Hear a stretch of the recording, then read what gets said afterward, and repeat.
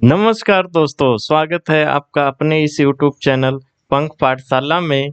जैसा कि अभी तक आप लोगों को पता चल गया होगा कि हम लोग एक रेलवे ग्रुप डी 2025 के लिए सीरीज चला रहे हैं, जो कि है 50 day into 50 question series. Sorry,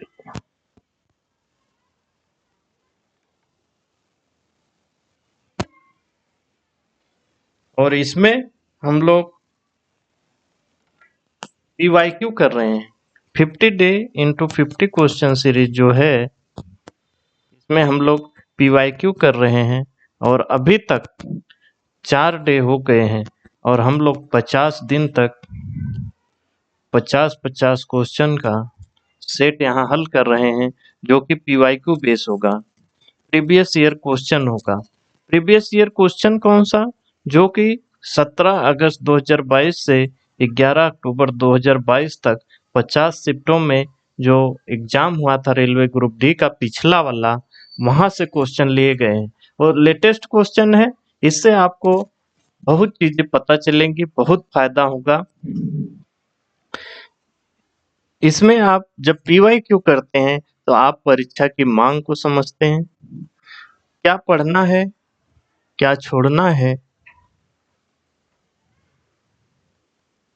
ये पता चलता है। दूसरी चीज, हमें हमारा रिवीजन होता है, क्योंकि बहुत सारा यहाँ कंटेंट, जब हम एक क्वेश्चन करते हैं तो एक क्वेश्चन नहीं होता है, उसमें 4-5 फैक्ट 10 फैक्ट तक कवर करते हैं। तो बहुत चीजें हमारे सामने जो आती हैं रिवाइज हो जाती हैं, हमारी प्रैक्टिस होती है। और क्योंकि आप लोग जब ये सीरीज का वीडियो देखने बैठते हैं तो अपने साथ एक पेपर सीट लेकर बैठा करिए और उसमें 50-60 संख्या लिख लीजिए, और जब हम क्वेश्चन डिस्कस करें तो वहां पर आप सही गलत अपना जो ABC सही है वो लगाइए, और जब आंसर डिस्कस हो तो आंसर से मिलाइए आपका सही हुआ कि गलत हुआ। इस तरह आप देख पाएंगे कि आए हुए क्वेश्चन में कितना सही कर पा रहा हूँ। 50 अगर क्वेश्चन है तो उसमें कितने हमारे सही हुए। इससे आपको ये पता चलेगा कि मेरी तैयारी कितनी है और क्या-क्या चीजें अभी मुझे रिवाइज करना है, क्या छोड़ना है, किस पे ज्यादा फोकस करना, वो सब चीजें यहाँ से ही पता चलती हैं। ऐसे पढ़ाई तो अथाह समुद्र की तरह है, कितना करते जाओ वो कम ही रहेगी, लेकिन जब आप सही डायरेक्शन में चलते हैं तो मंजिल जरूर मिलती है। यहाँ जब PIQ हो रहा है तो उससे आपको सही डायरेक्शन मिलेगा कि हमें यहाँ जाना है और इस रास्ते से जाना है, तो आप जल्दी अपने मंजिल तक पहुँच पाएंगे, आपका सिलेक्शन हो पाएगा। डे 5 है ये, यानी इसके पहले हम लोग 4 वीडियो कर चुके हैं, 4 वीडियो आ चुकी है, जिसमें से 3 पॉलिटी पे है और एक हिस्ट्री की है। पॉलिटी और हिस्ट्री के सभी क्वेश्चन कवर कर दिए गए हैं। आज रही 5वीं वीडियो, इसमें हम लोग देखेंगे कला एवं संस्कृति। कला एवं संस्कृति से कैसे क्वेश्चन बनते हैं, क्या हम उसको सही कर पा रहे हैं या गलत कर पा रहे हैं, क्या और हमें पढ़ना है एग्जाम से पहले, वो सब चीजें आज हम लोग देख लेंगे। आर्ट एंड कल्चर, जो कि बहुत ही इम्पोर्टेंट है, कुछ ही भाग है, कुछ ही विषय, आर्ट एंड कल्चर का कुछ ही क्षेत्र है जहाँ से क्वेश्चन बनते हैं, कुछ टॉपिक हैं, तो वो सब आज आपको पता चल जाएगा। पूरा वीडियो देखिएगा और बढ़िया से प्रैक्टिस करिए, जो फैक्ट मिल रहे हैं उसको अच्छे से लिखिए, या तो फिर PDF ले लीजिएगा, उससे पढ़िएगा, रिवाइज करिएगा। रही बात मेरी, मैं हूँ इंद्रजीत, अभी रेलवे में स्टेशन मास्टर के पद पर कार्यरत हूँ। मैं रेलवे ग्रुप डी एग्जाम पास किया हूँ, इसलिए सिलेक्टेड हैं, सिलेक्शन दिलाएंगे, ये वादा रहा। इसके अलावा हमारी ये series 50 day into 50 question series के अलावा रिकैप प्रोग्राम चल रहा है, उसमें हम महत्वपूर्ण टॉपिक जो रेलवे ग्रुप डी में पूछे जाते हैं उसका रिवीजन करवा रहे हैं, तो वो भी वीडियो आप देखिएगा। यहाँ से बहुत सारे क्वेश्चन फंसने वाले हैं, तो नज़रअंदाज नहीं करना है। बड़ी मेहनत से वैकेंसी आई है, आप बहुत मेहनत कर रहे हैं, हमें अपना एक सीट पक्का करना है, तो उसमें कोई कसर नहीं होनी चाहिए। दम लगा के पढ़िए, बहुत खून पसीना बहाने के बाद कुछ मिलता है दोस्तों, ये मैं बहुत अच्छे से जानता हूँ। चलिए शुरू करते हैं, सभी लोग प्रैक्टिस करेंगे और अपना स्कोर भी बताएंगे लास्ट में। पहला क्वेश्चन रहा आपके सामने, चलो लोको उत्सव किस राज्य में मनाया जाता है? चलो लोको उत्सव जो है वह किस राज्य में मनाया जाता है बताना है आपको। ए उत्तर प्रदेश, बी आंध्र प्रदेश, सी मध्य प्रदेश या डी अरुणाचल प्रदेश। चलो लोको उत्सव सभी लोग करेंगे, अपने पेपर सेट लेके बैठे हो तो क्वेश्चन एक उसमें क्या सही है ये अभी, और अब आंसर आप मिलाइएगा तो सही और गलत उस पर लगाते जाइएगा। इसका है डी अरुणाचल प्रदेश। भाई साहब कितना आसानी से समझ सकते हो। चलो लोको उत्सव, अगर आप हिंदी भाषी बेल्ट से हैं तो आपको ये दो क्वेश्चन, दो ऑप्शन एलिमिनेट करने में कोई समस्या नहीं आनी चाहिए, ए और ए। मध्य प्रदेश उत्तर प्रदेश से ये जुड़ा शब्द ही नहीं है, ये हम लोग कभी सुने ही नहीं है, तो ये हो ही नहीं सकता। अब रहा आंध्र प्रदेश और अरुणाचल प्रदेश, यहाँ आप चांस भी ले सकते हैं, तब भी 50-50 चांस रहेगा, लेकिन इसका उत्तर जैसा कि हम लोग जान गए अरुणाचल प्रदेश है। और यह चावल कटाई उत्सव है, इसको चावल कटाई उत्सव भी कहा जाता है, क्योंकि चावल की जब कटाई होती है उस समय मनाया जाता है और नोक्टे जनजात द्वारा मनाया जाता है। नोक्टे जनजात अरुणाचल प्रदेश, इधर पूर्वोत्तर का भाग है, यहाँ पर ऊपर की तरफ चीन से लगा जो भाग है, तिब्बत से लगा, चीन से लगा, इसी को हम लोग अरुणाचल प्रदेश कहते हैं। ठीक है, तो इसमें चलो लोको उत्सव, चावल कटाई उत्सव, अरुणाचल प्रदेश, नोक्टे जनजात।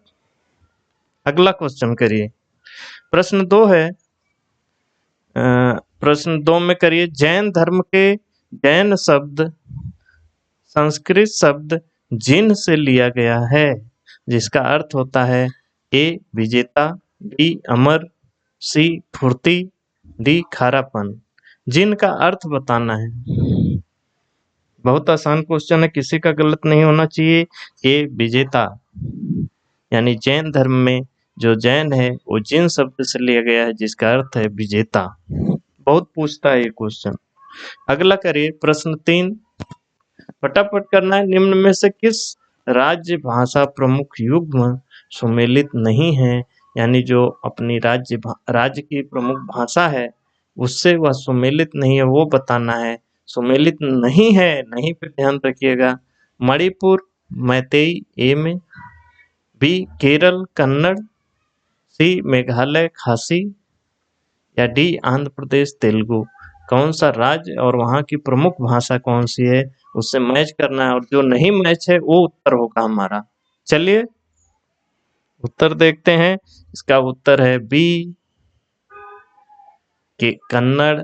कन्नड़ नहीं होता है केरल में, केरल में होती है मलयालम। ये तो बहुत आसान था, कन्नड़ जो है कर्नाटक की प्रमुख भाषा है। ठीक है ना, बाकी इधर देख लीजिए, मणिपुर में मैतेई है, केरल में अपना मलयालम है, मेघालय में खासी, सही है, खासी गोरो जयंतिया पहाड़ियों के नाम पे भी आप याद रख सकते हैं। आंध्र प्रदेश तेलुगु कौन नहीं जानता। चलिए ठीक, चौथा करिए, नवरोज त्योहार किस धर्म से संबंधित है? ए पारसी, बी बौद्ध, सी जैन, डी सिख। आंसर करिए, धर्म पे बना क्वेश्चन है, जो भारत में विभिन्न धर्म हैं, विभिन्न धर्म के लोग हैं, उस पे बना क्वेश्चन है।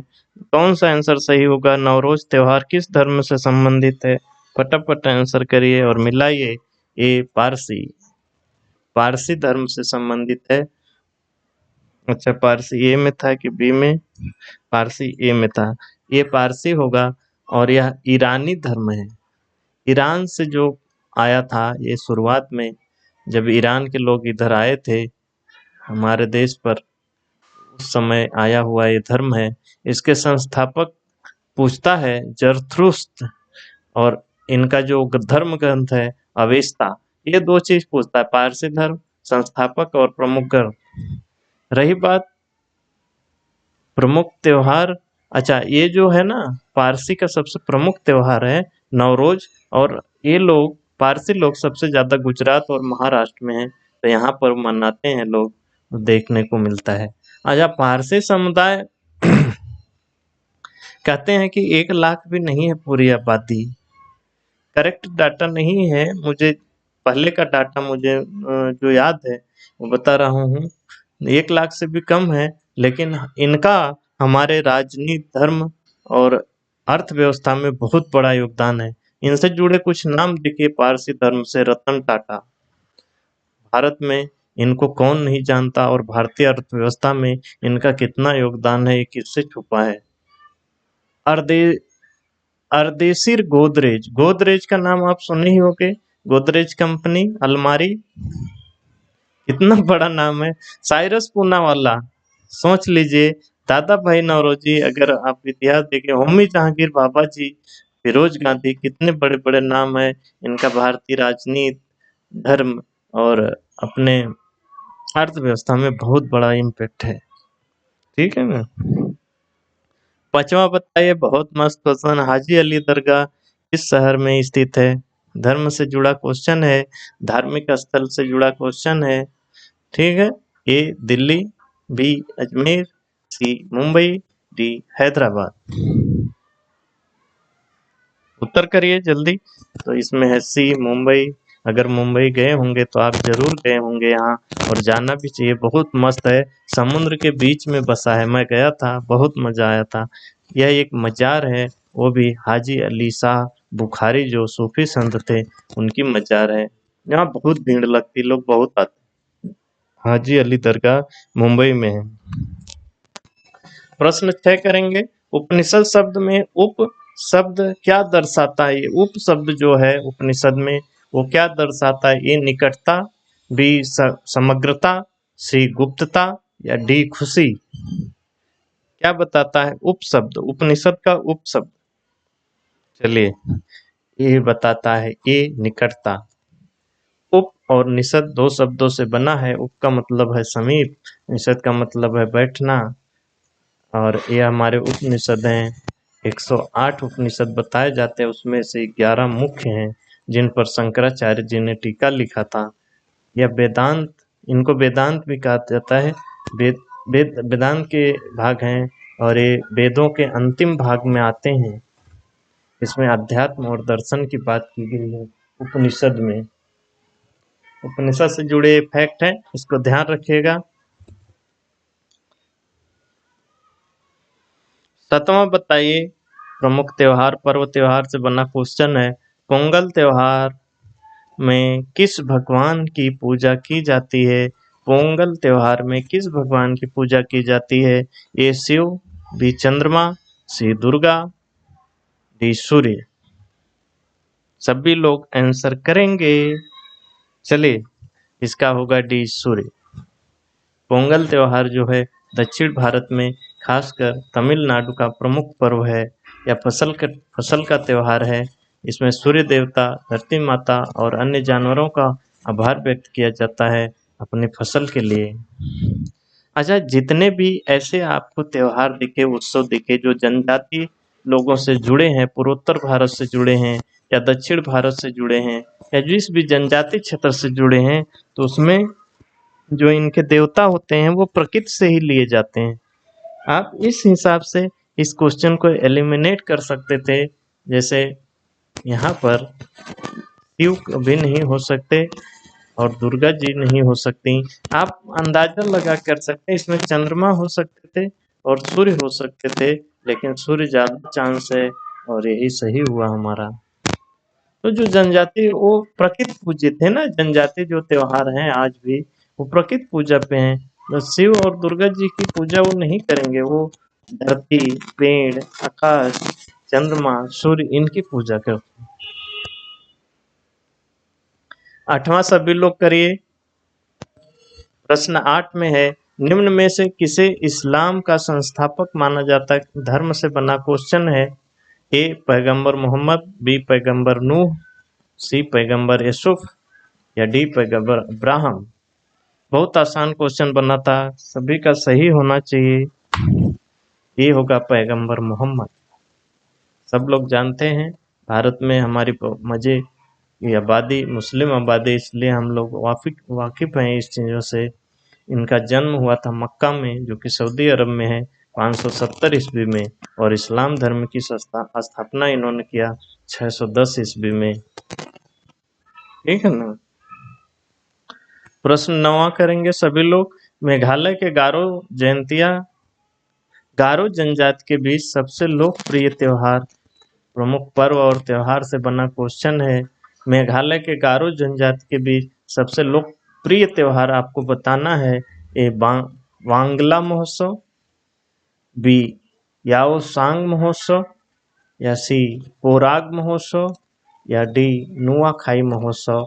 तो गारो जनजाति जो मेघालय की है, अच्छा वहाँ मेघालय में गारो, खासो, जयंतिया 3 पहाड़ियाँ हैं। उन्हीं के नाम पर वहाँ पे बहुत सारी जनजातियों का भी नाम पड़ा है, भाषा का नाम पड़ा है सब। तो इसमें गारो जनजाति जो है मेघालय की, वो उसका लोकप्रिय त्योहार कौन सा है वो बताना है। सभी लोग टिक कर लिए होंगे। इसमें होगा ए वांगला महोत्सव। वांगला महोत्सव जो कि गारो जनजाति के द्वारा मनाया जाता है। यह एक फसल उत्सव है। जनजाति त्योहार में ज्यादातर फसल उत्सव ही होते हैं। इसको 100 ड्रम महोत्सव भी कहते हैं। इसमें ड्रम बजाते हैं, लगभग 100 ड्रम एक साथ बजाया जाता है, इसलिए 100 ड्रम महोत्सव भी इसको कहते हैं। सूर्य देवता को धन्यवाद दिया जाता है इसमें, खासकर नवंबर में मनाया जाता है यह त्योहार। बांग्ला महोत्सव, मेघालय, गारो जनजाति, याद रखिएगा। अच्छा, ऑप्शन में याओसांग जो उत्सव था, महोत्सव था, यह मणिपुर की होली इसको कहा जाता है, फागुन महीने में मनाया जाता है। आयोसान मणिपुर, याद रखिएगा, वहाँ की होली कहा जाता है इसे। और पोराग महोत्सव जो है यह असम में मिसिंग जनजाति के द्वारा मनाया जाता है। असम में पोराग महोत्सव, असम मिसिंग जनजाति, यह भी फसल उत्सव है, कटाई के बाद मनाया जाता है। अच्छा, नुआखाई महोत्सव या उड़ीसा एवं छत्तीसगढ़ की कुछ क्षेत्रों में मनाया जाता है, यह भी फसल उत्सव है। चावल की फसल का स्वागत के लिए इसे मनाया जाता है। नुआखाई महोत्सव उड़ीसा छत्तीसगढ़, वांगला महोत्सव मेघालय, गारो जनजाति, और याओसांग महोत्सव मणिपुर, फागुन में मनाया जाता है मणिपुर की होली। पोराग महोत्सव असम, मिसिंग जनजाति। 10वां करेंगे। निम्न में से किस शहर में केंद्रीय भारतीय भाषा संस्थान स्थित है? केंद्रीय भारतीय भाषा संस्थान, इसमें ए बेंगलुरु, बी मैसूर नहीं है, मैसूर इसको कर लीजिएगा, मैसूर। अच्छा, सी हुबली या डी मंगलुरु। कहाँ पे केंद्रीय भारतीय भाषा संस्थान स्थित है, इस शहर में, वो बताना है। इसका सही उत्तर है बी मैसूर। इसकी स्थापना 5 जुलाई 1970 को हुई थी। केंद्रीय भाषा संस्थान मैसूर में भी उपस्थित है। 11वां बताएंगे, धर्म से जुड़ा, ईसाई धर्म और धार्मिक स्थल से जुड़ा क्वेश्चन है। Saint Thomas cathedral basilica church किस राज्य में स्थित है? सेंट थॉमस कैथेड्रल चर्च किस राज्य में स्थित है वो बताना है। ए तमिलनाडु, बी केरल, सी गोवा या डी महाराष्ट्र। चलिए उत्तर करिए फटाफट सभी लोग। ये है तमिलनाडु में। ये नाम याद रखिएगा। कुछ ही हैं चर्च जिनका वो पूछता है, गोवा के कुछ हैं, ये तो अपना तमिलनाडु का है। Saint Thomas cathedral basilica. ठीक है। 12वां क्वेश्चन करेंगे। भारत में कितनी शास्त्रीय भाषाएं हैं 2022 तक? अगर 2022 तक की बात करें, क्योंकि यह जो अपना ग्रुप डी का एग्जाम हुआ था वो 2022 में हुआ था, इसलिए 2022 तक पूछ रहा है भारत में कितनी भारतीय भाषा शास्त्रीय भाषा हैं? ए 6, बी 5, सी 4 या डी 3? आंसर करिए। इसमें ए 6 यह उस हिसाब के अनुसार सही है, 2022 तक थी 6 भाषाएं शास्त्रीय भाषाएं, अभी ज़्यादा हैं। इस पे एक रिकैप वीडियो बनी है, शायद दूसरी वाली रिकैप 2, उसको जाके देखिएगा। वहाँ पर हम लोग शास्त्रीय भाषा एवं शास्त्रीय नृत्य को एक वीडियो में कवर किए हैं। वेरी वेरी इम्पोर्टेंट है, यहाँ से क्वेश्चन बनेगा, क्योंकि 11 भाषाएं अब हो गई हैं, 6 नहीं 11, 5 भाषा और जुड़ी है, और कुछ जब यहाँ जुड़ा है या घटा है तो उस पर क्वेश्चन बनना तय है। बहुत बहुत इम्पोर्टेंट है, और वो रिकैप वीडियोस का देख लीजिएगा जाके। 13वां करिए। ईसाई धर्म का पवित्र ग्रंथ क्या है? धर्म से बना क्वेश्चन है। A Quran, B Gita, C Bible, D book of Psalms. कौन सा ईसाई धर्म का पवित्र ग्रंथ है? बहुत आसान क्वेश्चन बने हैं। सी बाइबल। ईसाई धर्म बाइबल और दुनिया का सबसे बड़ा धर्म है। ईसाई धर्म जो है दुनिया का सबसे बड़ा धर्म है, क्योंकि इसके 2.4 बिलियन लोग फॉलोअर हैं, अनुयायी हैं। एक ईश्वरवादी धर्म है ये। यीशु मसीह जो कि पहली शताब्दी में इस धर्म की स्थापना करते हैं, और इनके जन्म से ही ईस्वी की शुरुआत होती है। आज 2025 चल रहा है, यानी 2025 साल पर 2025 वर्ष पहले यीशु मसीह का जन्म हुआ था, और उन्होंने एक धर्म की स्थापना की जिसे ईसाई धर्म के नाम से जाना जाता है। इनका धार्मिक ग्रंथ मुख्य है बाइबल। इसमें भी एक पुराना नियम है, दूसरा नया नियम है। पुराना नियम को ही हिब्रू बाइबल भी कहा जाता है। ठीक, चलिए 14 वाला करेंगे सभी लोग। ईसाई धर्म के कितने भाग हैं? ये पूछा। ईसाई धर्म में के कितने मेन भाग हैं वो बताना है। ए 2, बी 4, सी 6, डी 1। यह भी धर्म से बना क्वेश्चन है, वो भी ईसाई धर्म से। उसके कितने मुख्य भाग हैं वो बताना है आपको। तो इसका होगा ए 2। दो कौन से? एक कैथोलिक होता है, एक प्रोटेस्टेंट होते हैं। कैथोलिक सबसे बड़ी शाखा है और इसका नेतृत्व पोप करते हैं, और प्रोटेस्टेंट जो होते हैं ये 16वीं सदी में जो सुधार आंदोलन हुआ था उसमें से निकले हुए लोग हैं। आधुनिक सोच वाले हैं, और ये अपने पुराने लोग हैं, पुरानी सोच से जुड़े हुए। प्रश्न 15 करिए। निम्न में से किस राज्य में निशा गांधी नृत्य महोत्सव मनाया जाता है?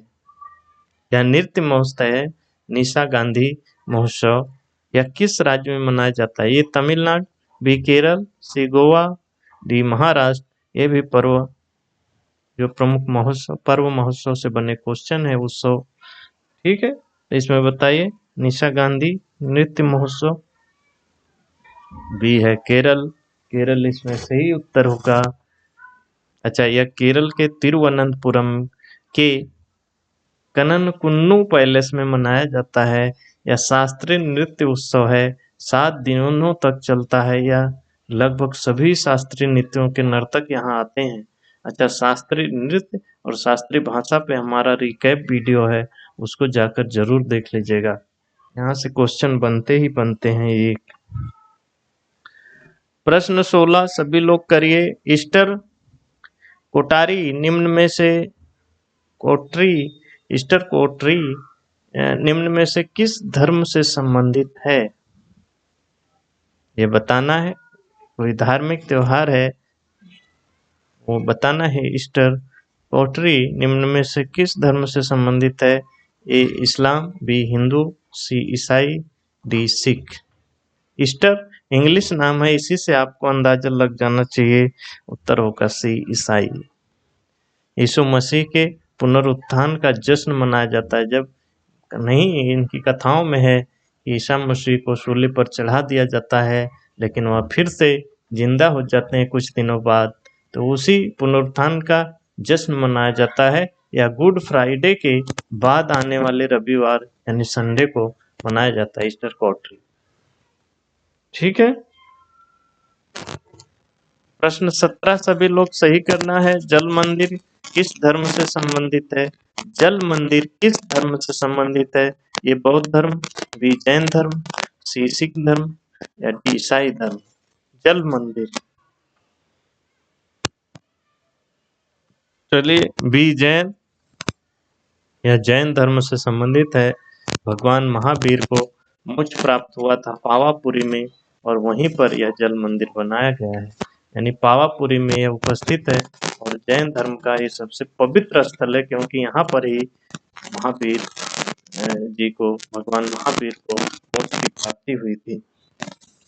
18वां फिर से जल मंदिर पे ही बन गया। जल मंदिर का निर्माण किसने करवाया था?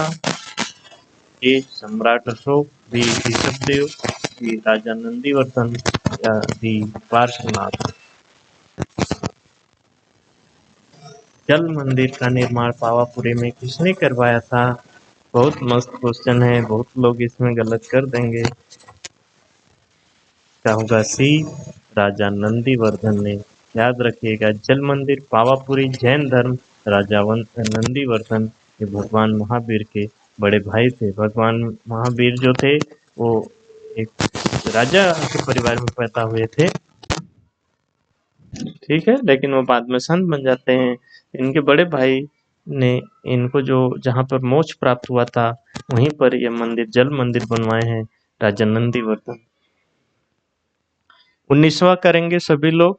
निम्न में से कौन सी फसल उत्सव दक्षिण भारत में मनाया जाता है? दक्षिण भारत में कौन सा फसल उत्सव मनाया जाता है वो बताना। ए ओणम, बी माघी, सी उत्तरायण, सी बिहू। मस्त क्वेश्चन बनाया है और बहुत हाईलाइटेड पर्व हैं, ये महत्वपूर्ण त्योहार उत्सव हैं। इससे आप समझ जाते, एलिमिनेट कर लेंगे कहाँ पे कौन सा दक्षिण भारत का है, इसी से आपका आंसर सही हो जाता है। चलिए, ज्यादा लोगों का सही होगा ये ओणम। ओणम जो है यह केरल में मनाया जाता है। 10 दिवसीय पर्व होता है। अगस्त और सितंबर में मनाया जाता है।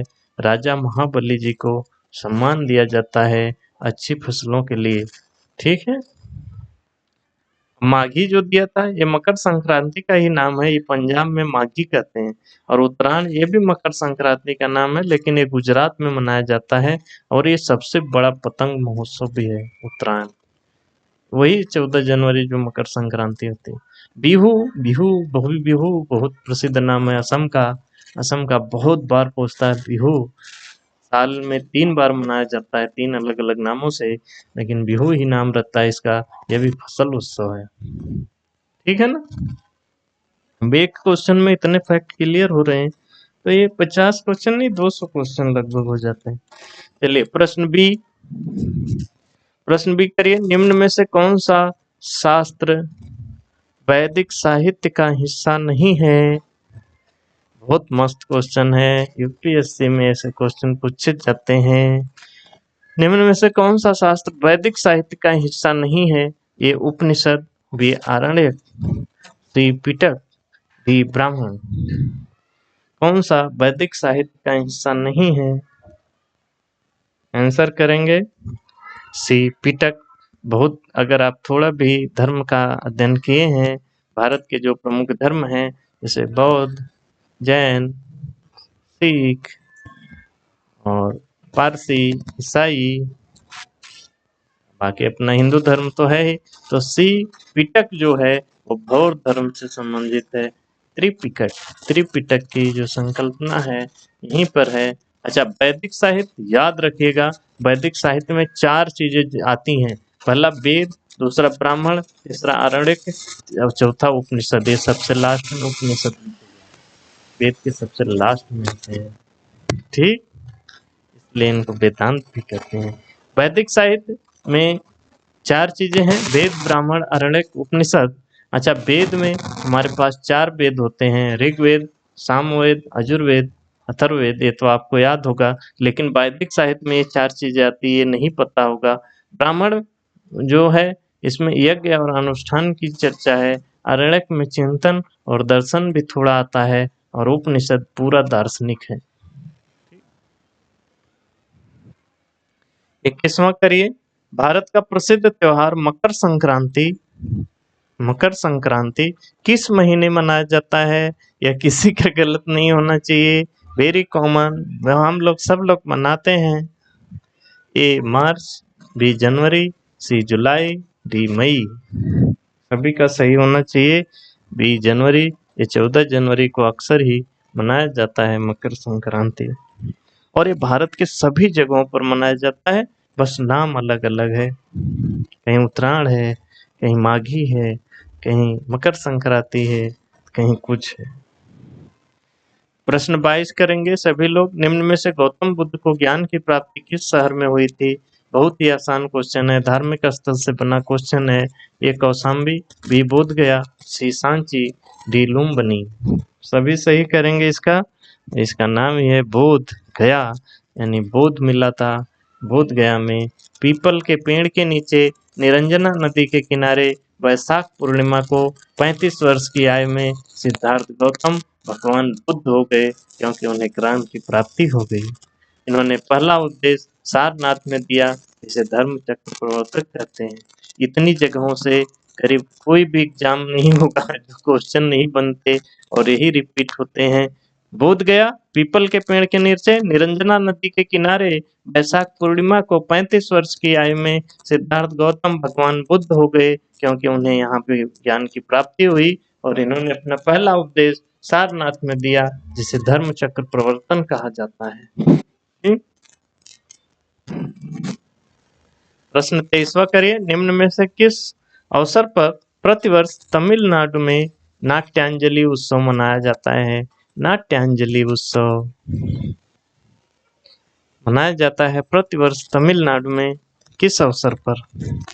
ए महाशिवरात्रि, बी पोंगल, सी दीपावली, डी जन्माष्टमी। चलिए, थोड़ा डिफिकल्ट है लेकिन आज सब जान जाएंगे। ये महाशिवरात्रि भगवान शिव को समर्पित होता है। ये जो त्योहार है तमिलनाडु का नाट्यांजलि, ये भगवान शिव को समर्पित होता है, इसलिए महाशिवरात्रि को यह मनाया जाता है। 24वां करेंगे सभी लोग। भारत में कितने भाषा विश्वविद्यालय स्थित हैं? ये भी बहुत कॉमन प्रश्न है और बहुत पूछता है। भारत में कितने भाषा विश्वविद्यालय स्थित हैं? ए 26, बी 16, सी 6, डी 20। चलिए सभी लोग करिए, तो याद रखिए सी 6, यानी 6 भाषा विश्वविद्यालय है भारत में। इसमें से जो 3 हैं उनको सम विश्वविद्यालय यानी डीमेड कहा जाता है, डीमेड यूनिवर्सिटी। ये संस्कृत को समर्पित है, संस्कृत भाषा के उत्थान और उसको बढ़ावा के लिए समर्पित है। इसमें से 2 नई दिल्ली में, एक तिरुपति में है, यानी 3 सम विश्वविद्यालय हैं और 3 जो है उनको केंद्रीय विश्वविद्यालय कहा जाता है। इसमें से 2 हैदराबाद में है और एक वर्धा में है। ठीक है। 25वां, भारत का कौन सा सांस्कृतिक उत्सव शास्त्रीय नृत्य, लोक कला, सौम्य गीत का 10 दिवसीय उत्सव है?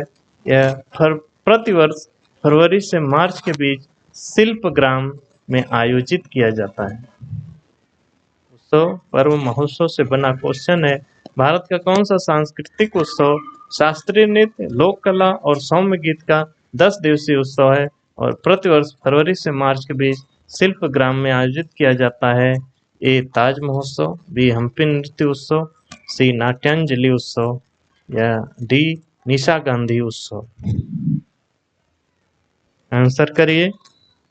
चलिए, इसको कहते हैं ताज महोत्सव, जो कि आगरा के शिल्पग्राम में 18 से 27 फरवरी को मनाया जाता है। बहुत मशहूर है ताज महोत्सव और इसमें बहुत चीजें होती हैं। ये 10 दिनों तक चलता है आगरा में शिल्पग्राम में, जाना चाहिए हमें देखने। 26वां, दिगंबर संप्रदाय निम्न में से किस धर्म से संबंधित है? ए बौद्ध धर्म, बी जैन धर्म, सी सिख धर्म, डी ईसाई धर्म। दिगंबर संप्रदाय किस धर्म से संबंधित है? इसमें लिखिए बी जैन धर्म सही होगा। यह श्वेतांबर और दिगंबर दो भागों में बंट गया था। तो उसमें जो श्वेतांबर है वो सफेद वस्त्र धारण करते हैं और दिगंबर नग्न रहते हैं। यानी जैन धर्म में दो संप्रदाय हैं, श्वेतांबर और दिगंबर।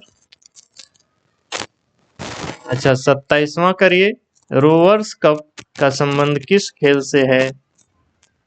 ए hockey, B cricket, C football, D नौकायन। रोवर्स कप बहुत पूछता है, बहुत मशहूर हुआ करता था, अभी तो बंद हो गया है, लेकिन इस पे क्वेश्चन आज भी बनते हैं। तो ये सी फुटबॉल से संबंधित है। यह 1891 में शुरू हुआ था और इसको फीफा द्वारा आयोजित किया जाता है, WIFA के द्वारा आयोजित किया जाता है, वेस्टर्न इंडियन फुटबॉल एसोसिएशन इनके द्वारा आयोजित होता था 1891 से। 2001 में लास्ट हुआ था, उसके बाद नहीं होता है ये रोवर्स कप। फिर से इसे शुरू करने की बात चल रही है, इसलिए क्वेश्चन बना था। प्रश्न 28 करिए, सबसे लंबी मूछे प्रतियोगिता का आयोजन निम्न से किस त्योहार मेले में किया जाता है? यानी पर्व त्योहार महोत्सव से बना ही क्वेश्चन है। इसमें लंबी मूछों की प्रतियोगिता होती है, वह कौन सा त्योहार या मेला है? ये किला रायपुर खेल महोत्सव, बी हार्नबिल महोत्सव, सी त्रिशूर पूरम महोत्सव या डी पुष्कर महोत्सव। चलिए आंसर करेंगे सभी लोग। इसमें है डी पुष्कर महोत्सव। ये राजस्थान के पुष्कर शहर में होता है, पशु मेला है, खासकर ऊँटों का, और भी पशु होते हैं। ये अक्टूबर के अंत एवं नवंबर के शुरुआत तक चलता है। अक्टूबर के अंत में शुरू होता है और नवंबर की शुरुआत तक चलता है पुष्कर मेला में। प्रश्न 29 करेंगे सभी लोग। इसमें ऋग्वेद में कितनी सूक्तियां हैं? ऋग्वेद यानी वेदों से बना प्रश्न है ये। 1028, बी 1128, सी 1210 या डी 1230। ऋग्वेद में कितनी सूक्तियां हैं? ए 1028 सूक्त हैं, इसमें 10 मंडल हैं और 10,580 ऋचाएं हैं। यहाँ क्वेश्चन बनते हैं, याद रखेंगे सभी लोग। प्रश्न 30 करिए, निम्न में से कौन सा शहर प्रतिष्ठित कुंभ मेले के लिए प्रसिद्ध है? कुंभ मेले के लिए प्रसिद्ध है कौन सा शहर? ए अहमदाबाद, बी सूरत, सी लखनऊ, डी प्रयागराज। सभी लोग का सही होगा इसमें डी प्रयागराज।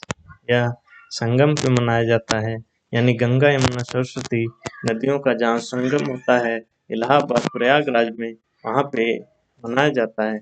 और भी 4 जगहों पर 12-12 वर्ष के अंतराल पर मेले लगते हैं, कुंभ लगता है। और जो 4 जगहें हैं, जो हरिद्वार है गंगा नदी के किनारे, नासिक में गोदावरी नदी के किनारे और उज्जैन में शिप्रा नदी के किनारे महाकुंभ लगते हैं। याद रखिएगा, यहाँ से बनता है क्वेश्चन। 31वां करिए, कई पुस्तकों में ईसा मसीह के जीवन के अभिलेख दर्ज हैं, उन्हें के रूप में जाना जाता है। यहाँ खाली स्थान है, यहाँ बताना है उन्हें किस रूप में जाना जाता है। ईसा मसीह के जो जीवन के अभिलेख हैं उन्हें किस रूप में जाना जाता है? ये धर्मोपदेशक, बी इंजिल, सी तौरात, डी साल्म। थोड़ा डिफिकल्ट है, धर्म से बना क्वेश्चन है, धार्मिक ग्रंथ से, तो इंजिल कहा जाता है। इसमें जो अपना यीशु मसीह हैं उनके जीवन का वर्णन है, वो कई जगहों पर मिलता है और जहाँ पर वो चीजें हैं उनको इंजिल कहा जाता है। प्रश्न 32 सभी लोग करेंगे, निम्न में से कौन सी भाषा पूर्वोत्तर भारत के लोगों द्वारा बोली जाने वाली एक चीनी तिब्बती भाषा है? पूर्वोत्तर भारत के लोग बोलते हैं, उसको चीनी तिब्बती भाषा कहा जा सकता है वह कौन सी भाषा है? ए मैथिली, बी संथाली, सी बोडो, डी डोंगरी। पूर्वोत्तर भारत गेस करेंगे तो आप सही कर लेंगे। चलिए बताता हूँ। मैथिली देखो, मैथिली बिहार, संथाली भी वही क्षेत्र जो झारखंड छत्तीसगढ़ झारखंड वाला क्षेत्र है, वहाँ पे मेन रूप से है। और बोडो ही पूर्वोत्तर में होती है। डोंगरी का देखना पड़ेगा, लेकिन पूर्वोत्तर में बोडो है। तो बहुत चर्चा हो रही थी, करंट में बहुत था ये, इसलिए इस पर क्वेश्चन बना है। इसमें सी होगा, बोडो। असम के बोडो समुदाय द्वारा बोली जाती है। अच्छा, ये हमारी 8वीं अनुसूची में भी शामिल हो चुकी है। प्रश्न 33 करेंगे, 33। हिंदू धर्म में निम्न में से किस देवता को सृजनकर्ता माना जाता है? सृजन का देवता किसे कहा जाता है? या हिंदू धर्म से जुड़े लोग आसानी से इसका आंसर कर देंगे। ए ब्रह्मा, बी विष्णु, सी महेश, डी गणेश। चलिए उत्तर करिए, आसान है। इसमें होगा ए ब्रह्मा सृजन के देवता हैं, विष्णु संवारने सजाने वाले देवता हैं, और शिव संहार के देवता माने जाते हैं, माना जाता है ऐसा। प्रश्न 34 करेंगे। नौ कलेवर उत्सव निम्न में से किस राज्य में मनाया जाता है? ये भी प्रमुख उत्सव पर्व से संबंधित क्वेश्चन है। नौ कलेवर उत्सव किस राज्य में मनाया जाता है? उत्तर करिए, ए तमिलनाडु, बी केरल, सी गोवा, डी उड़ीसा। चलिए इसका होगा डी उड़ीसा। जगन्नाथ मंदिर पुरी से संबंधित है।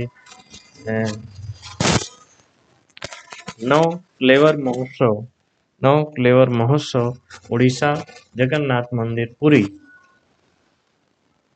प्रश्न 35 करेंगे। खाली स्थान है में किसानों, फूलों और बागानी के संवर्धन हेतु एथुरियम महोत्सव, एंथुरियम महोत्सव मनाया जाता है। ये आंध्र प्रदेश, बी मध्य प्रदेश, सी अरुणाचल प्रदेश, डी मिजोरम। कहाँ पर किसानों, फूलों और बागानी के संवर्धन में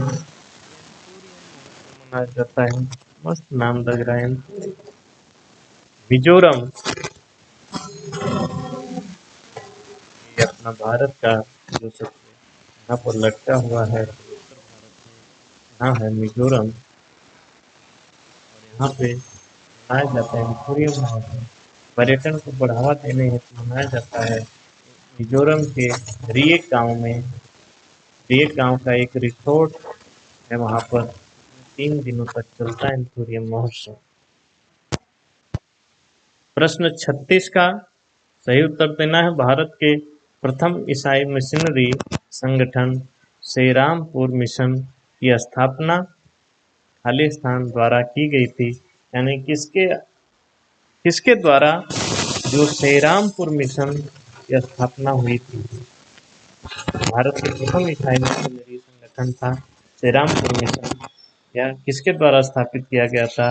ए Matteo Ricci, B William Carey, C Hudson Taylor, D Mother Teresa. नहीं भी पता होगा तो रट डालिएगा आज से। ये जो पहला अपना मिशनरी आए थे, स्थापित हुई थी श्रीरामपुर में, ये बी विलियम कैरी द्वारा हुई थी। इनका जो जन्म हुआ था ब्रिटेन में 17 अगस्त 1761 को, और 9 जून 1934 को मरे थे। और ये पहला ईसाई मिशनरी लेकर भारत में आए थे और इसकी स्थापना किया था विलियम कैरी। प्रश्न 37 का सभी लोग आंसर दीजिए। भगवान पद्म संभव के सम्मान में कौन सा महोत्सव मनाया जाता है? पद्म संभव, भगवान पद्म संभव के सम्मान में कौन सा महोत्सव मनाया जाता है? ए सागा दावा महोत्सव, बी गण गौर महोत्सव, सी हॉर्नबिल महोत्सव, डी हेमिस महोत्सव। चलिए बताइए। हेमिस महोत्सव भगवान हमारे पद्म संभव हैं, इनके सम्मान में हेमिस महोत्सव मनाया जाता है। ये बौद्धिस्ट महोत्सव है, बौद्धिस्ट महोत्सव जो भगवान पद्म संभव हैं बौद्ध धर्म के से संबंधित थे, इनके लिए ये महोत्सव मनाया जाता है। 2 दिवसीय होता है लद्दाख हेमिस महोत्सव, लद्दाख 2 दिवसीय बौद्धिस्ट महोत्सव एकदम चालू है। 38 निम्न में से कौन सा आगम जैन धर्म में अहिंसा का वर्णन करता है? जैन धर्म का कौन सा आगम है जो कि अहिंसा का वर्णन करता है? अहिंसा जैन धर्म का प्रमुख लक्षण है। कौन सा आगम इसकी अहिंसा का वर्णन करता है? ए अष्टांग सूत्र, बी सूत्र कृतंग सूत्र, डी अंतः कृतासांग, डी मायांग सूत्र। अंदर जाके बना है, धार्मिक ग्रंथ से संबंधित है, बताएंगे, नहीं पता होगा तो रट लेंगे आज के बाद। बी सूत्र कृतंग सूत्र, सूत्र कृतंग सूत्र में अहिंसा की बात की गई है। प्रश्न 39 इसको कासाद नोंगक्रेम, नोंगक्रेम याद रखिएगा, कासाद नोंगक्रेम कहते हैं इसका, का 5 दिवसीय धार्मिक उत्सव किस राज्य में मनाया जाता है? कासाद नोंगक्रेम 5 दिवसीय धार्मिक उत्सव है, यानी उत्सव पर महोत्सव से बना क्वेश्चन है। 5 दिवसीय चलता है, नोंगक्रेम के नाम से जाना जाता है। किस राज्य में मनाया जाता है? ए तमिलनाडु, बी केरल, सी गोवा, डी मेघालय। इसका होगा डी मेघालय। यानी अगर आप कभी पूछ दे कासाग नोंगक्रेम 5 दिवसीय धार्मिक उत्सव जो है वह कहाँ मनाया जाता है, तो वह मेघालय में मनाया जाता है। प्रश्न 40 श्री लाल बहादुर शास्त्री राष्ट्रीय संस्कृत विश्वविद्यालय कहाँ पर स्थित है? ये बताना है। ई नई दिल्ली, बी लखनऊ, सी जयपुर, डी देहरादून। ये जो हमारे 6 विश्वविद्यालय भाषा विश्वविद्यालय हैं, उसमें से ये जो सम विश्वविद्यालय होते हैं जो संस्कृत भाषा के लिए होते हैं, उसमें से ही ये एक है, लाल बहादुर शास्त्री राष्ट्रीय विश्वविद्यालय। जो मैं बताया था इसमें से 2 जो सम विश्वविद्यालय 2 हैं, 3 हैं, उसमें से 2 दिल्ली में हैं और एक तिरुपति में है।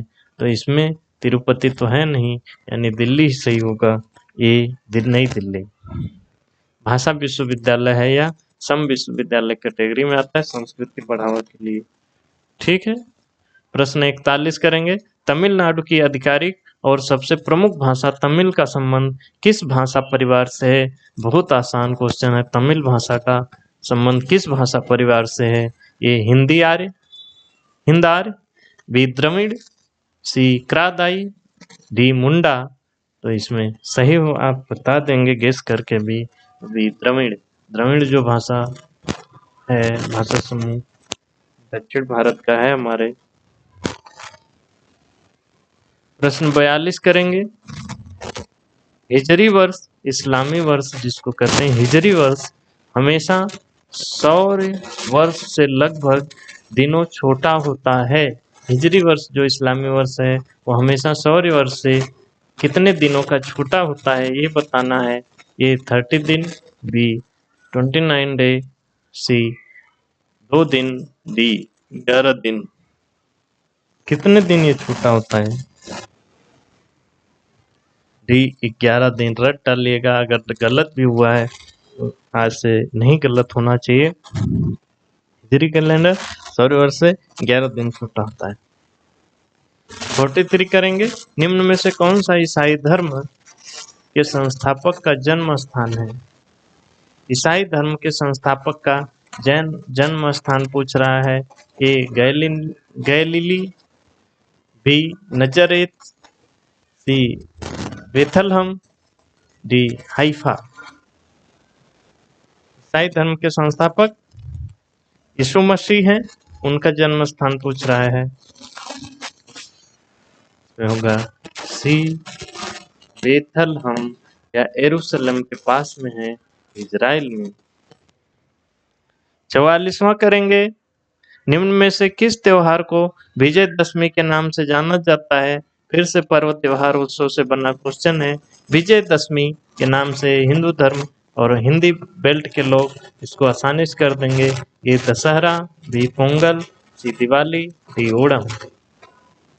इसको विजयदशमी के नाम से भी जाना जाता है। सही है ये दशहरा। उत्तर भारत के लोग तुरंत इसको सही कर देंगे। 45वां, माना जाता है कि गौतम यानी सिद्धार्थ ने अंतिम ज्ञान प्राप्त के लिए बोध गया जाने से पहले 6 वर्षों तक स्थान पर शुद्ध चित्त से ध्यान किया था। वो कौन सा स्थान है? प्रागबोध, कपिलवस्तु, राजगिरी, इतखोरी। बहुत आसान क्वेश्चन है, थोड़ा कंफ्यूजिंग है, लेकिन याद रखिएगा प्रागबोध में इन्होंने 6 वर्षों तक तपस्या किया था शुद्ध मन से। प्रश्न 16 अरे 46 वेणुवन बिहार बौद्ध मठ, वेणुवन बिहार जो बौद्ध मठ है निम्न में से किस राज्य में है? ए तमिलनाडु, बी केरल, सी गोवा, डी त्रिपुरा। यहाँ से अगर गलत भी ये हो तो याद रखिएगा, वैसे गेस करके बताइए। में होगा डी त्रिपुरा। त्रिपुरा में है वेणुवन बौद्ध बिहार मठ जो है त्रिपुरा में है। प्रश्न 47 करेंगे। इस राज्य में 1 अप्रैल को उत्कल उत्कल उत्कल दिवस मनाया जाता है। यहाँ से उत्कल से बहुत चीजें क्लियर हो जाएंगी। ए तमिलनाडु, बी केरल, सी गोवा, डी ओडिशा। उत्कल, चलिए सही करना है सभी को। सही है डी ओडिशा। उड़ीसा उत्कल। उत्कल पर्व उड़ीसा के स्थापना दिवस पे 1 अप्रैल को मनाया जाता है। प्रश्न 48 करेंगे। भगवान महावीर सरकारी संग्रहालय स्थित है, धार्मिक स्थल से संबंधित क्वेश्चन है। भगवान महावीर सरकारी संग्रहालय कहाँ पर स्थित है वो बताना है। ए केरल, बी गोवा, सी ओडिशा, डी आंध्र प्रदेश। में होगा डी आंध्र प्रदेश में है। महावीर सरकारी संग्रहालय जो है वो आंध्र प्रदेश में स्थित है, याद रखेंगे। 49वां प्रश्न करिए। चंद्र वैशाख पूर्णिमा के दिन मनाया जाने वाला त्योहार बेशक किस धर्म से संबंधित है? यानी चैत वैशाख पूर्णिमा के दिन मनाया जाने वाला त्योहार बेशक किस धर्म से संबंधित है? ये जैन, बी बौद्ध, सी यहूदी, डी सिख। अच्छा, पूर्णिमा कहीं भी आ जाए तो उसमें आपको सही सतर्क हो जाना है वो बौद्ध धर्म से, क्योंकि बौद्ध धर्म में भगवान बुद्ध का जन्म ही पूर्णिमा को हुआ था। वैशाख पूर्णिमा ज्ञान प्राप्ति भी, मृत्यु भी। इसलिए वैशाख पूर्णिमा की बात कहीं भी आ जाए तो आप गेस करके अगर लगाना चाहिए तो बौद्ध धर्म से जोड़ दीजिएगा। प्रश्न 50वां करेंगे। निम्न में से कौन सी गोवा की राजभाषा है? गोवा की राजभाषा बताना है। भाषा से बना क्वेश्चन है। ए तमांग, बी कोंकण, सी कोकबरोक, डी खमती। गोवा की राजभाषा है, बताइए। इसमें होगा बी कोंकण। 8वीं अनुसूची में भी ये शामिल है। 71वां संविधान संशोधन जो 1992 हुआ था उसमें कोंकण, मणिपुरी, नेपाली 3 भाषाओं को शामिल किया गया था। और राजभाषा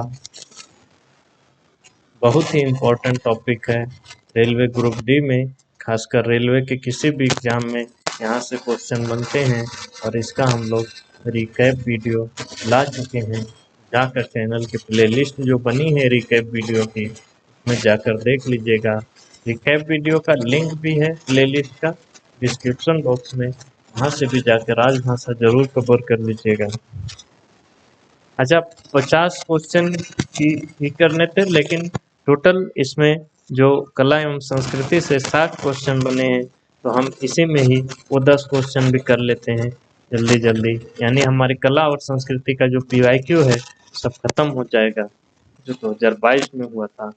ठीक है, 50 शिफ्टों में जो बने थे, यानी एवरेज हर शिफ्ट में 1-2 क्वेश्चन कला और संस्कृति से थे।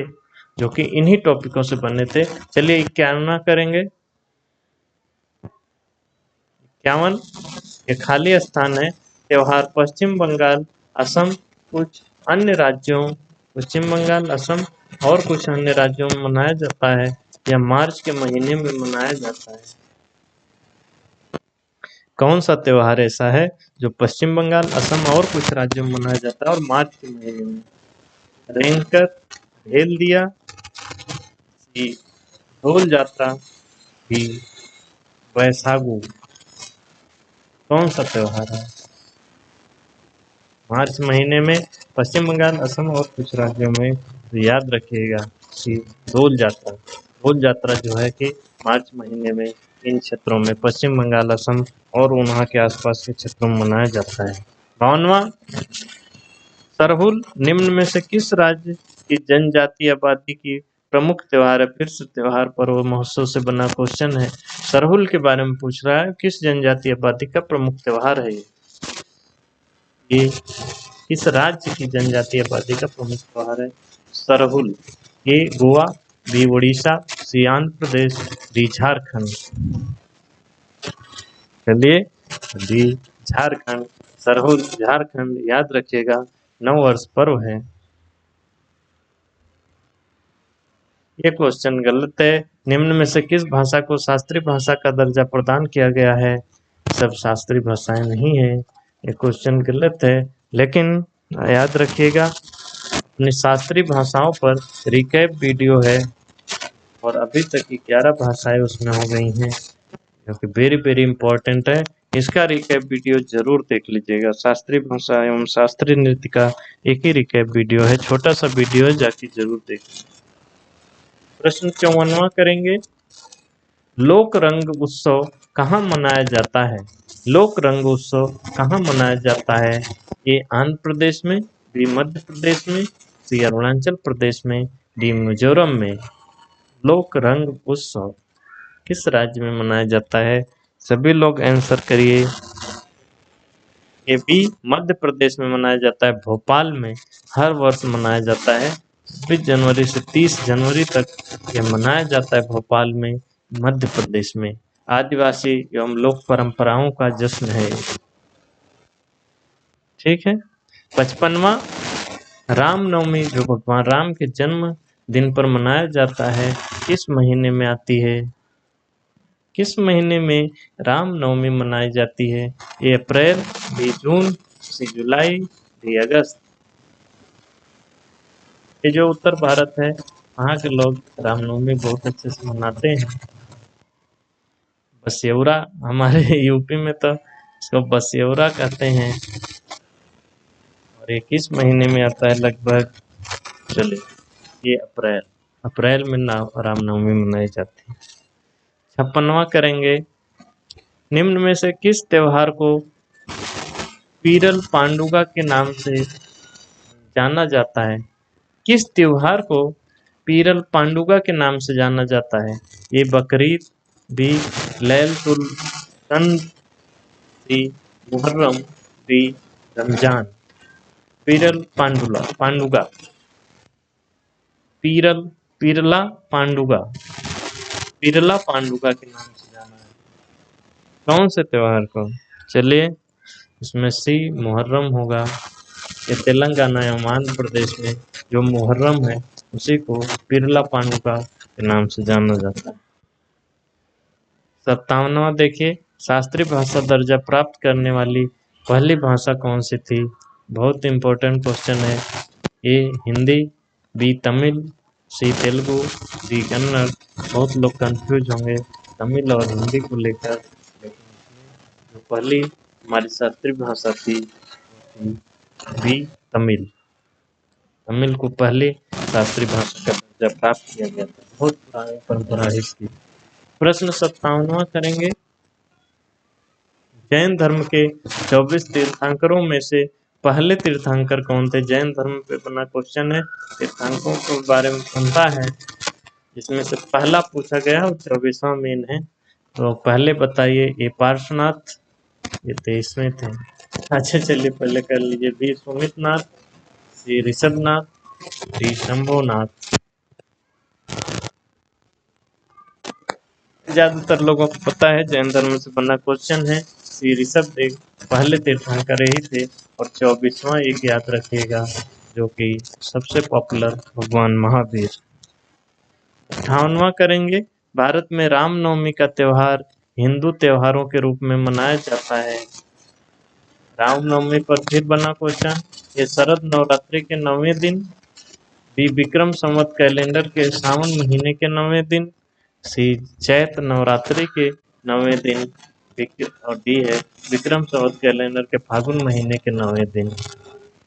रामनवमी पर बहुत मस्त क्वेश्चन बना है और इसमें सही होगा सी चैत नवरात्रि के 9वें दिन के अप्रैल में होती है बसेवरा। बसेवरा अलग तो नहीं है, चलिए उससे नहीं मतलब है।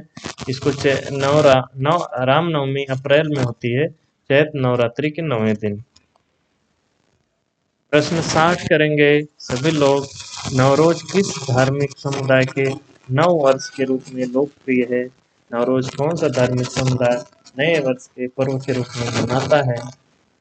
ए सिख, बी बौद्ध, सी मुस्लिम, डी पारसी। एक क्वेश्चन और भी बना था जो हम आगे डिस्कस कर चुके हैं, इसलिए ये किसी का गलत नहीं होना चाहिए। ये लास्ट क्वेश्चन भी होगा, इसमें होगा डी पारसी, पारसी समुदाय से जुड़ा हुआ है। ये बसंत विषुव के दिन मनाया जाता है, आमतौर पर 21 मार्च को पड़ता है ये। जैसे नवरोज नया दिन के रूप में मनाते हैं। पारसी समुदाय का ये सबसे महत्वपूर्ण त्योहार है। ठीक है, हाँ ध्यान से सुनिएगा। पिछले ग्रुप डी में जो एग्जाम 2022 में हुए थे आर्ट एंड कल्चर से 60 प्रश्न पूछे गए हैं और हम इन 60 प्रश्नों को अध्ययन कर लिए, हल कर लिए, प्रैक्टिस कर लिए, रिवाइज कर लिए, सब कुछ कर लिए और एक चीज समझ गए कि आर्ट एंड कल्चर में किन टॉपिकों से क्वेश्चन बने हैं।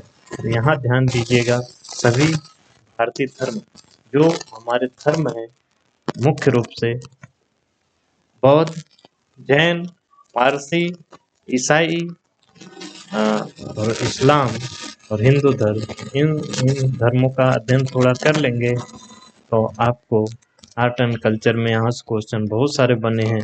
अभी आप लोग देखें ना, सभी उत्सव एवं पर्व महोत्सव, जो भी पर्व महोत्सव उत्सव जो भी हैं, ये सभी आपको याद होने चाहिए क्योंकि वो किस राज्य में है, कौन सी जनजाति मनाती है, कैसे मना, थोड़ा सा चीज 2-3 चीज फैक्ट हर उत्सव के बारे में पता होना चाहिए। और भारतीय भाषाएं जो राजभाषा है हमारे शास्त्रीय भाषाएं हैं, उन सब पे या किसी राज्य में कौन सी भाषा बोली जाती है उन पे क्वेश्चन बने हैं। धार्मिक सांस्कृतिक स्थल जो हमारे हैं उन पे क्वेश्चन बने हैं। यही 3-4 टॉपिक हैं जहाँ से पूरा आर्ट एंड कल्चर का क्वेश्चन बना है और ये हमें पता चला PYQ से। इसलिए इस सीरीज को बिल्कुल हल्के में मत लीजिएगा, ये साफ कर देगी आप क्या पढ़ के जाओगे तो आपका सिलेक्शन होगा। सिलेक्शन लेना इतना आसान नहीं होता है, लेकिन जब आपको ऐसी राह दिखाई जा रही है कि आप इन टॉपिकों पर ज़्यादा फोकस करिए, उसके बाद भी आप गलती करते हैं, उसकी जिम्मेदारी सिर्फ और सिर्फ आपकी। इस पे हम रिकैप वीडियो भी लाएंगे जो इन टॉपिकों को कवर करेंगे, सभी भारतीय धर्म के बारे में, सभी उत्सव पर्व के बारे में, भारतीय भाषाओं के बारे में। इसमें तो बहुत सारी चर्चा हो गई है रिकैप में। धार्मिक सांस्कृतिक स्थल जो हैं मुख्य जहाँ से क्वेश्चन बन सकते हैं वहाँ पे हम रिकैप वीडियो लाएंगे। तो रिकैप सीरीज से अगर अभी आप नहीं जुड़े हैं जुड़ जाइए, इसका कोई भी वीडियो मिस नहीं होना चाहिए। ठीक है, रही बात पीडीएफ की, पीडीएफ हमारे पास होना चाहिए क्योंकि लास्ट समय में आप इन सब को पूरा वीडियो तो नहीं देख पाएंगे, लेकिन पीडीएफ होगा तो सबको एक नज़र रिवाइज कर लेंगे। इतने सारे फैक्ट हैं और आप चाहें तो प्रैक्टिस भी कर पाएंगे कि मेरा सही हो रहा है, गलत हो रहा है, कहाँ गलती हो रही है। इसलिए पीडीएफ सजो के रख लीजिएगा। पीडीएफ हमारे टेलीग्राम चैनल पंख पाठशाला पे डाल दी जाती है।